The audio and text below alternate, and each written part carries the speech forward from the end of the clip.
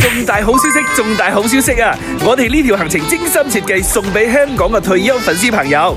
出發西藏11日啊，行程正，價錢平，只需要2999蚊，而且絕無加油項目。呢一次11日嘅火車之旅啊，我哋係由深圳出發，目的地係到西藏拉薩嘅。到咗拉薩，我哋入住嘅係高氧酒店，每間房配備氧氣機，預防高原反應。另外，我哋景點嘅行程都非常豐富。首先帶大家嚟打卡一下50蚊人民幣背後嘅景色——布達拉宮。導遊仲會帶領我哋入到布達拉宮進行遊覽參觀講解嘅。除咗布達拉宮之外，當地好多出名嘅寺廟我哋都會去到，有桑野寺、錯中宮把寺、雍布拉克、南山博物館等等嘅。我哋仲會去到拉薩啊，最熱鬧嘅步行街八角街，俾大家買手信，食當地嘅特色小食。西藏嘅自然景觀都特別靚噶喎，我哋嚟到羊卓雍措呢度有天上聖湖之稱，大家睇睇呢度嘅景色係咪特別靚？所以我哋美食之旅請咗攝影師幫各位團友拍翻幾張照片作為留念嘅。